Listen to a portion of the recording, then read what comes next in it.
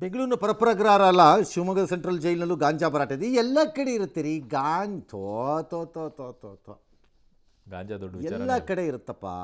ಬಾಳೆಗೊನೆಗಳ ಮೂಲಕ ತರ್ತಿದ್ರಂತೆ. ಆ ದಿಂಡೊಳಕ್ಕೆ ಅದನ್ನು ಇಟ್ಬಿಟ್ಟು ಸಿಗರೇಟು ಗಾಂಜಾ ಎಲ್ಲ ಯಾರೋ ಕಂಡು ಹಿಡಿದ್ಬಿಟ್ಟು ಹೇಳಿದ್ದಾರೆ. ಆಮೇಲೆ ರೈಡ್ ಮಾಡೆಲ್ಲ ತೆಗೆದಿದ್ದಾರೆ. ಈಗ ತಕ್ಷಣಕ್ಕೆ ರೈಡ್ ಮಾಡಿ ತೆಗೀರಿ, ನೆಕ್ಸ್ಟ್ ಟೈಮ್ ಬೇರೆ ಮೆಥಡಲ್ಲಿ ಏನರೆಲ್ಲ ತಂದ್ರೆ ಆಯ್ತು ನಾವು. ತಲೆ ಕೆಡ್ಸ್ಕೊಬೇಡಿ, ಡೋಂಟ್ ವರಿ ಆಯ್ತಲ್ಲ. ಆಮೇಲೆ ಒಂದು 123 ಗ್ರಾಮ್ ಎಲ್ಲ ಸಿಕ್ಕಿದೆಯಂತೆ. ಇನ್ಯಾರೋ ಗಮ್ ಟೇಪ್ ಹಾಕ್ಕೊಂಡು ಒಳ ಉಡುಪಿನಲ್ಲಿ ಇಟ್ಕೊಂಡು ಬರ್ತಿದ್ದಂತೆ ಒಬ್ಬ SDA ಅರೆಸ್ಟ್ ಆಗಿದ್ದಾನೆ. ಅರೆಸ್ಟ್ ಮಾಡಿ ಈಗ ಅವನನ್ನು ಸಸ್ಪೆಂಡ್ ಮಾಡಿದ್ರೆ ಡಿಸ್ಮಿಸ್ ಮಾಡಿ ಮನೆಗೆ ಕಳಿಸ್ಬೇಕು. ಅರೆಸ್ಟ್ ಮಾಡಿ ಡಿಸ್ಮಿಸ್ ಮಾಡಬೇಕು, ಒಳಗಾಕಬೇಕು ಅವನನ್ನು, ಅಷ್ಟೇ. ನಾಚಿಕೆ ಇಲ್ಲ ಅಂತ ಸಂಸದ ರಾಘವೇಂದ್ರ ಅವರು ದಿಗ್ಭ್ರಮೆ ವ್ಯಕ್ತಪಡಿಸ್ಬಿಟ್ಟಿದ್ದಾರಂತೆ. ಯಾಕೆ ಸರ್ ದಿಗ್ಭ್ರಮೆ? ಹೊಸದು ನೋಡ್ದಂಗೆ ಗಾಂಜಾ ಕಾಂಗ್ರೆಸ್ ಬಂದ ಮೇಲೆ ಒಳಗೆ ಬರ್ತಾ ಇದೆ ಅಂತ ಅನ್ಕೊಂಡ್ಬಿಟ್ಟಿದ್ದೀರಾ? ಹಾಗೇನಿಲ್ಲ, ನಿಮ್ಮ ಪಕ್ಷ ಇದ್ದಾಗಲೂ ಎಲ್ಲ ಸಪ್ಲೈ ಅಷ್ಟೇ. ಈ ಮಧ್ಯೆ ಬೆಂಗಳೂರಿನ ಪರಪ್ಪನಗರದ ವಿಡಿಯೋ ಹರಿಬಿಟ್ಟ ಆರೋಪದ ಮೇಲೆ ದರ್ಶನ್ ಆಪ್ತ ಯಾರನ್ನ ಧನ್ವೀರು ವಿಚಾರಣೆಗೆ ಇವತ್ತು ಹಾಜರಾಗಿದ್ದಾರೆ.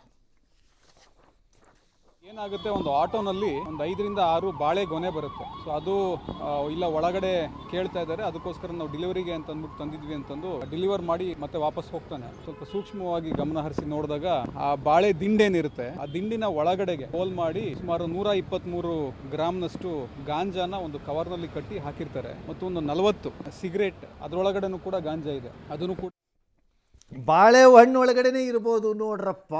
ಅಲ್ಲೂ ಇಡ್ಬೋದೇನು? ಅವೆಲ್ಲ ಸಾಲಿಡ್ ಮೆಥಡಾಲಜಿಗಳು. ಹಳೆಯ ಸ್ಟೈಲ್ ಬಾಳೆಹಣ್ಣಲ್ಲೇ ಇರ್ಬೋದು, ಹೇಳಕ್ಕೆ ಬರಲ್ಲ. ಆಲ್ ರೈಟ್, ಸ್ಟ್ರಿಕ್ಟಾಗಿ ಕೆಲಸ ಮಾಡಿದರೆ ಎಲ್ಲರೂ ಕೂಡ ಕರೆಕ್ಟಾಗಿ ನಿಲ್ಲಿಸ್ಬೋದು ಸರ್, ಬಟ್ ಮಾಡೋದಿಲ್ಲ, ಸಾಧ್ಯನೇ ಇಲ್ಲ ಒಳಕ್ಕೆ ಹೋಗೋಕ್ಕೇನುವೆ ಸ್ಟ್ರಿಕ್ಟಾಗಿ. You are strict. ಎಸ್.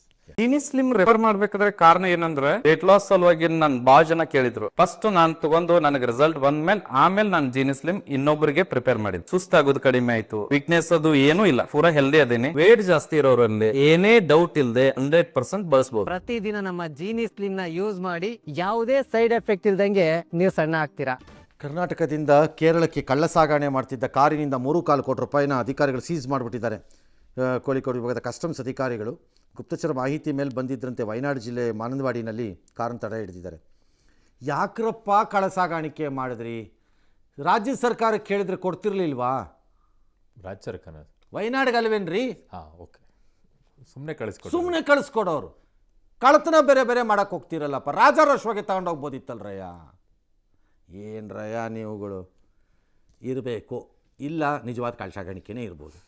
ಅಥವಾ ನಂಗೆ ಗೊತ್ತಿಲ್ಲಪ್ಪ, ನೆಕ್ಸ್ಟ್ ಇನ್ನೇನು ಎಲೆಕ್ಷನ್ ಹತ್ರ ಬಂತು, ಆಗಲೇ ಫಂಡ್ ಮೂವ್ ಆಗೋಕ್ಕೆ ಸ್ಟಾರ್ಟ್ ಆಗ್ತಿರಬೇಕು. ಈಗಿನ ದಿನ ಸರ್ ಇನ್ನೇನು ಮತ್ತೆ ತಯಾರಿ. ಗೊತ್ತಿಲ್ಲ ಏನು ಅಂತ. ಎಸ್.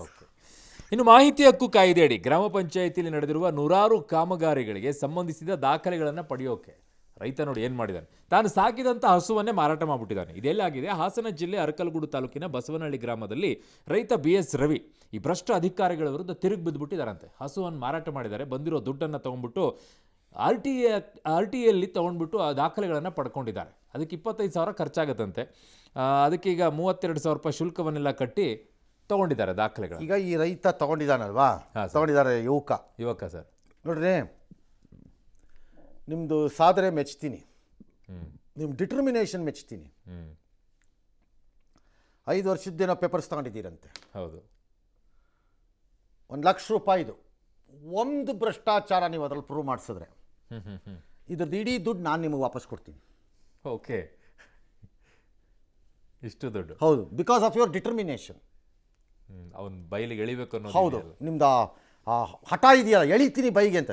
ನೀವು ಹೇಳಿದ್ರೆ, ಪ್ರೂವ್ ಮಾಡಿದ್ರೆ ಆ ಎಂಟೈರ್ ಅಮೌಂಟ್ ಏನಿದೆ ಅದು ನಾನು ಕೊಡ್ತೀನಿ. ಇದು ಆಫರ್. ಓಕೆ, ಇದು ಗ್ಯಾರಂಟಿ. ಆ್ಯಕ್ಚುಲಿ. ಎಸ್. ಇನ್ನು ಚಿನ್ನಸ್ವಾಮಿ ಕ್ರೀಡಾಂಗಣದ ಮುಂಭಾಗ ನಡೆದಿದ್ದ ಕಾಲು ತುಳಿದ ಪ್ರಕರಣದ ತನಿಖೆಗೆ ನೇಮಿಸಿದ್ದ ನಿವೃತ್ತ ನ್ಯಾಯಮೂರ್ತಿ ಮೈಕಲ್ ಕುನ್ನಾ ವರದಿ ರದ್ದು ಕೋರಿ DNA ಸಲ್ಲಿಸಿದಂಥ ಅರ್ಜಿಯನ್ನು ಹೈಕೋರ್ಟ್ ವಜಾಗೊಳಿಸಿದೆ. ಕುನ್ನಾ ನೇತೃತ್ವದ ಏಕಸದಸ್ಯ ವಿಚಾರಣಾ ಆಯೋಗ ಜುಲೈ 11ರಂದು ವರದಿ ಸಲ್ಲಿಸಿತ್ತು. ವರದಿಯಲ್ಲಿರುವ ಅಂಶಗಳನ್ನು ವಿರೋಧಿಸಿ ವರದಿ ರದ್ದು ಕೋರಿ DNA ಎಂಟರ್ಟೈನ್ಮೆಂಟ್ ನೆಟ್ವರ್ಕ್ಸ್ ಅರ್ಜಿಯನ್ನು ಸಲ್ಲಿಸಿತ್ತು. ನೋಡಿ, ಬೈಕ್ ನಿಯಂತ್ರಣ ತಪ್ಪಿ ಯುವತಿ ವಿದ್ಯುತ್ ಕಂಬಕ್ಕೆ ಡಿಕ್ಕಿ ಹೊಡೆದು ಯುವತಿ ಸಾವನ್ನಪ್ಪಿದ್ರೆ ಯುವಕನಿಗೆ ಗಾಯ ಆಗಿದೆ. ದಾವಣಗೆರೆಯಲ್ಲಿ ನಡೆದಿರೋ ಘಟನೆ, ಜಿಲ್ಲೆಯಲ್ಲಿ ಹೊರವಲಯದಲ್ಲಿ ಇಬ್ಬರು ಹೋಗ್ತಿದ್ರಂತೆ. ಹುಡುಗಿ ಜಗಳ ಆಡಿದ್ದಾರೆ. ಆಡ್ಕೊಂಡು ಅವನೇನೋ ತಿರ್ಕೊಂಡು ಜಗಳ ಆಡಿದ್ನೇನೋ, ನೇರಕ್ಕೆ ಹೋಗಿ ಕಂಬಕ್ಕೆ ಹೊಡೆದ್ಬಿಟ್ಟ. ಕಂಬಕ್ಕೆ ಹೊಡೆದ್ರೆ ಅವಳು ಸತ್ತೋಗ್ಬಿಟ್ಟು ಇವನು ಗಾಯ ಆಗಿದೆ. ಈಗ ಅವ್ರ ಮನೆಯವರು ಕೇಸ್ ಹಾಕಿದ್ದಾರೆ.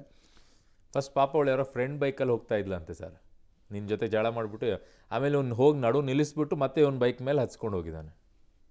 ಏನೋ ಒಟ್ಟಲ್ಲಿ ಹಿಂಗೆ ಆಗಿದೆ ಈಗ ಪಾಪ. ಓಕೆ.